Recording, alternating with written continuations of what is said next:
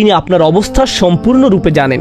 এমনকি আমরা নিজেদের অবস্থা নিজেরা যতটুকু বুঝি তিনি তার চেয়েও ভালো জানেন। তিনি জানেন আমাদের বুকের ভিতরে কি হচ্ছে, তিনি জানেন আমি কি অনুভব করছি, তিনি জানেন আমি কিসের মধ্য দিয়ে দিন পার করছি। কখনো কখনো আপনাকে কষ্টকর অভিজ্ঞতার ভিতর দিয়ে যেতে হয়, কারণ আপনার জন্য এটি উত্তম। আমরা মনে করি আল্লাহর উপদেশ শুনলে আমাদের কষ্টে পড়তে হবে। প্রকৃত ব্যাপার হলো অনেক সময় আল্লাহর কথা শুনলে আসলেই কষ্ট পেতে হয়।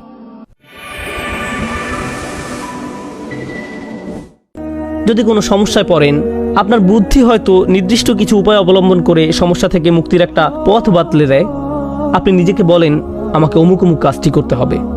নিজেকে যে উপদেশই দেন না কেন, যেহেতু আপনি ক্লান্ত, উদ্বিগ্ন, রাগান্বিত এবং অন্য আরও হতাশাও রয়েছে, ঠিক এমন মুহূর্তে নিজেকে এক ধরনের উপদেশ প্রদান করেন।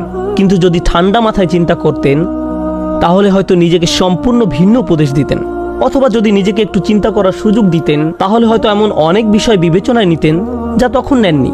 অন্য কথায়, আমরা যখন নিজেদেরকে কোনো সমাধানের পথ বাতলে দেই, এমনকি আমরা যখন নিজেদেরকে কোনো উপদেশ দেই, সেটাও হয় পক্ষপাতদুষ্ট। আমরা এমনকি নিজেদেরকেও সম্পূর্ণ নিরপেক্ষ উপদেশ প্রদান করতে পারি না। আমরা এমনকি এই কাজের যোগ্যও নই। বন্ধু বা পরিবারের কোনো সদস্য আপনাকে আংশিক উপদেশ দিতে পারেন, আপনি নিজে নিজেকে আংশিক উপদেশ দিতে পারেন। যে কারণে আমি এই সমস্ত উদাহরণ আপনাদের নিকট তুলে ধরছি তা হলো, যখন আল্লাহ বলছেন তিনি সব কিছু জানেন, তিনি আমাদেরকে উপদেশ প্রদান করেন, ক্বাদ জাআতকুম মাউইযাতুম মির রাব্বিকুম, তোমাদের নিকট তোমাদের রবের পক্ষ থেকে উপদেশ বানিয়ে এসেছে। আল্লাহ তার নিজের সম্পর্কে বলছেন ওয়া ইউআল্লিমুকুমুল্লাহ, আল্লাহ তোমাদের শিক্ষা দিচ্ছেন, আল্লাহু বিকুল্লি শাইইন আলিম, আর আল্লাহ সব কিছু জানেন, আল্লাহ সব কিছু সম্পর্কে জ্ঞাত। এর মানে কি জানেন? এর মানে হলো তিনি আপনার অবস্থা সম্পূর্ণরূপে জানেন। এমনকি আমরা নিজেদের অবস্থা নিজেরা যতটুকু বুঝি তিনি তার চেয়েও ভালো জানেন। তিনি জানেন আমাদের সমস্যাগুলো, আমাদের অনুভূতিগুলো, আমাদের ভাবনাগুলো, যে ভাবনাগুলো আমরা প্রকাশ করছি আর যে ভাবনাগুলো আমাদের মাথায় গোপনে চলছে। আপনার স্বামী বা স্ত্রী, ছেলে বা মেয়ে এসে জিজ্ঞেস করে কি হয়েছে তোমার? কিছুই না। যদিও অনেক কিছু মাথায় ঘুরছে, কিন্তু আপনি বলছেন কিছুই না, কারণ আপনি জানেন তারা এটা সহ্য করতে পারবে না। কিন্তু আল্লাহ জানেন কিছুই না মানে অনেক কিছু। তিনি একেবারে সঠিকভাবে জানেন কোন ধরনের দুশ্চিন্তায় আপনি ভুগছেন, আর এই সব কিছু পরিপূর্ণরূপে জেনেই তিনি আপনাকে উপদেশ দিয়ে থাকেন। অনেক সময় আমরা এরকম অন্যায্য চিন্তা করি যে কোরআন এসেছে শুধু আমাদের ধর্মীয় উপদেশ দিতে। একজন ডাক্তার যেমন মেডিকেল উপদেশ দিয়ে থাকেন, একজন মেকানিক যেমন গাড়ির বিষয়ে উপদেশ দিয়ে থাকেন, অ্যাকাউন্টেন্ট যেমন ফাইন্যান্সিয়াল উপদেশ দিয়ে থাকেন, তেমনি কোরআন আমাদের ধর্মীয় উপদেশ প্রদান করে। কিন্তু আল্লাহ তো শুধু ধর্মীয় ক্ষেত্রে সীমাবদ্ধ নন। আল্লাহর জ্ঞান আপনার আমার জীবনের সব কিছুতে পরিব্যাপ্ত হয়ে আছে। আপনার ভিতরে যা কিছু হচ্ছে, শারীরিকভাবে যা আপনার জন্য সর্বোত্তম, অর্থনৈতিকভাবে যা আপনার জন্য সর্বোত্তম, যা কিছু সামাজিকভাবে, আবেগের দিক থেকে, মনস্তাত্ত্বিক দিক থেকে, আধ্যাত্মিক দিক থেকে, স্বাস্থ্যগত দিক থেকে আপনার জন্য সর্বোত্তম, আল্লাহ তার সব কিছুই জানেন। কারণ এই সব কিছু আল্লাহই করছেন। তিনি আমাকে আপনাকে সৃষ্টি করেছেন। আলা ইয়ালামু মান খালাক, যিনি সৃষ্টি করেছেন তিনি কি জানেন না? আমাদেরকে সম্পূর্ণরূপে জেনেই তিনি আমাদের উপদেশ দিয়ে থাকেন।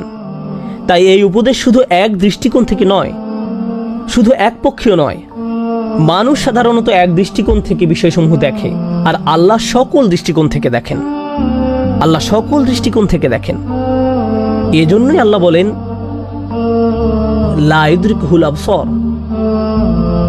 চোখসমূহ তাকে আয়ত্ত করতে পারে না, আর তিনি চোখগুলোকে আয়ত্ত করতে পারেন। তিনি সকল দৃষ্টি নাগালে রাখেন, সকল দৃষ্টিভঙ্গি তার নাগালে। তো এমন নয় যে আল্লাহ আপনার দৃষ্টিভঙ্গি বিবেচনায় নেননি।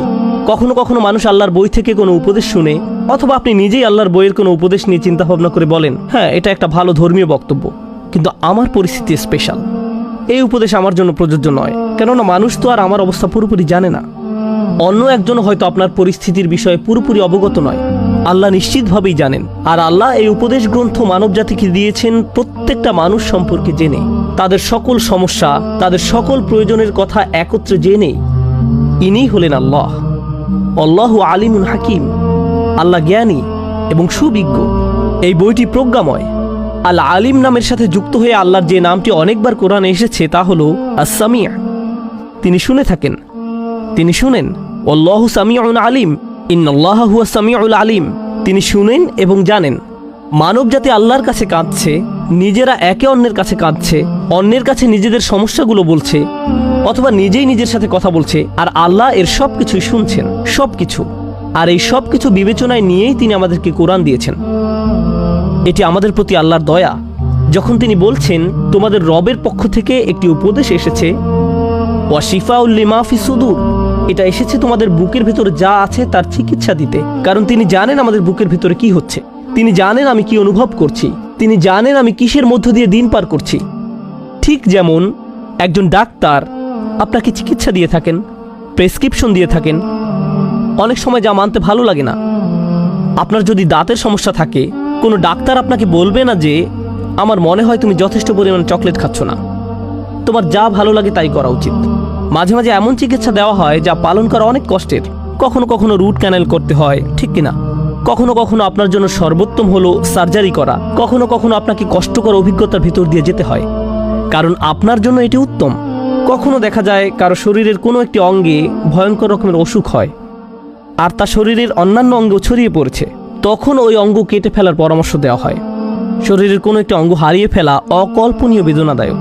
আপনাকে তখন দুইটার যে কোনো একটা বেছে নিতে বলা হয়, হয় ওই অঙ্গ কেটে ফেলুন, অথবা ক্যান্সার সারা শরীরে ছড়িয়ে পড়বে। তাহলে কখনো কখনো খুবই কষ্টদায়ক পরামর্শ দেওয়া হয়, আপনাকে কষ্ট দেওয়ার উদ্দেশ্যে নয়, বরং ধ্বংস থেকে বাঁচানোর জন্য, মহা ক্ষতি থেকে রক্ষা করার জন্য।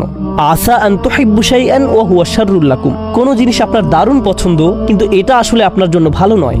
আন তাকরাহু শাইআন ওয়া হুয়া খায়রুল লাকুম, এমনও হতে পারে কোনো জিনিস আপনি অপছন্দ করেন কিন্তু এটা আসলে আপনার জন্য উত্তম। কোনটা আমাদের জন্য ভালো আর কোনটা ভালো নয়, আমরা তা দেখি বা না দেখি, আল্লাহ তার জ্ঞান থেকে আমাদেরকে উপদেশ দান করেন। তিনি আমাদের সাথে কথা বলেন, আমাদেরকে শিক্ষা দান করেন। আল্লাহ বলেন ওয়াত্তাকুল্লাহ ওয়া ইউআল্লিমুকুমুল্লাহ, আল্লাহ সম্পর্কে সচেতন থাকো এবং আল্লাহ তোমাদেরকে শিক্ষা দান করেন। এই বিষয়ে সর্বশেষ যে কথাটি বলতে চাই তা হলো ভালো এবং মন্দের তফাৎ।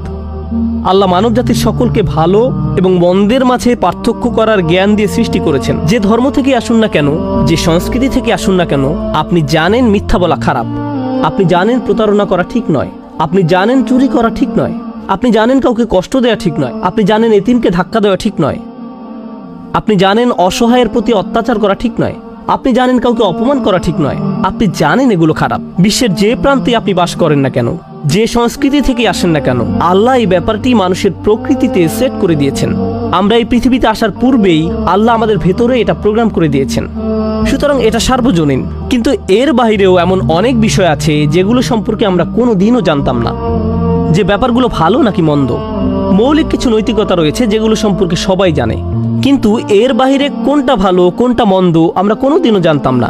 আমি কোনোভাবেই জানতে পারতাম না যে হিংস্র প্রাণীর গোশত খাওয়া ঠিক নয়। আমি কোনোভাবেই জানতে পারতাম না নির্দিষ্ট কিছু প্রাণীর মাংস খাওয়া ঠিক নয়। আমি কোনোদিনও জানতে পারতাম না যে দিনের সুনির্দিষ্ট কিছু সময়ে আমার জন্য নামাজ পড়া উত্তম, 5 ওয়াক্ত নামাজ, খুবই নির্দিষ্ট সময়ে, ঠিক কিনা? আমার পক্ষে কোনোভাবেই জানা সম্ভব ছিল না যে এটা আমাদের জন্য সর্বোত্তম।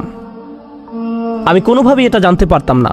অতএব ভালো মন্দের পার্থক্যের ব্যাপারে মানুষের কিছুটা জ্ঞান এমনিতেই আছে, কিন্তু আল্লাহর রয়েছে এর পরিপূর্ণ জ্ঞান।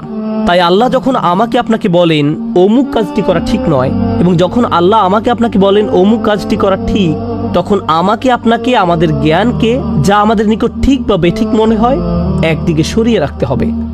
যে আমাদের পক্ষে যত কিছু জানা সম্ভব তার চেয়ে আল্লাহ বেশি জানেন। আল্লাহ হলেন আল আলিম, আল্লাহর কাছেই সকল জ্ঞান। আর আল্লাহ জানেন সঠিক কাজটি আমাদের জন্য সব সময় উত্তম। আমরা মনে করি আল্লাহর উপদেশ শুনলে আমাদের কষ্টে পড়তে হবে। প্রকৃত ব্যাপার হলো অনেক সময় আল্লাহর কথা শুনলে আসলেই কষ্ট পেতে হয়। এটা জীবনের একটা বাস্তবতা। আল্লাহর কথা মান্য করলে কখনো কখনো অসুবিধায় পড়তে হয়, আরামে নয়। সবচেয়ে সেরা যে মানুষেরা আল্লাহর উপদেশ শুনেছিলেন তারা ছিলেন নবী রাসূলেরা, আর তাদের জীবন ছিল সমস্যায় পরিপূর্ণ, ঠিক কিনা? তাহলে আল্লাহর অনুসরণ করলে সমস্যায় পড়তে হবে, কিন্তু সেই সমস্যা আপনার জন্য অগণিত গুণে উত্তম যে কোনো সহজতার চেয়ে, যেটা আল্লাহর অবদ্ধতা করলে হয়তো আসতে পারে। এটা সত্য। সত্য হলো যদি আপনি তার কথা না শুনেন এবং সহজ কোনো উপায় নিজের জন্য খুঁজে নেন, তখন আপনার হয়তো মনে হতে পারে আপনি ভালো আছেন, নিরাপদে আছেন, এটা আপনার জন্য উত্তম। আপনি নিজেকে মিথ্যা প্রবোধ দিতে পারেন, কিন্তু সত্য হলো আপনি নিজেকে ধ্বংসের দিকে ধাবিত করছেন। এবং আমিও নিজেকে ধ্বংসের দিকে ধাবিত করছি। আমি দোয়া করছি আল্লাহ সবকিছু জানেন, এর দ্বারা আসলে কি বোঝায় তা যেন আল্লাহ আজ্জা ওয়াজাল্লাহ আমাদের অন্তরের অন্তঃস্থল থেকে উপলব্ধি করার সামর্থ্য দান করেন। আর এই জ্ঞানের উপর ভিত্তি করে আমরা যেন সহজে তার উপদেশের প্রতি আস্থা রাখতে পারি। বারাকাল্লাহু লি ওয়া লাকুম ফিল কুরআনিল হাকিম ওয়া নাফা'নি ওয়া ইয়্যাকুম বিল আয়াতি ওয়াজ যিকরিল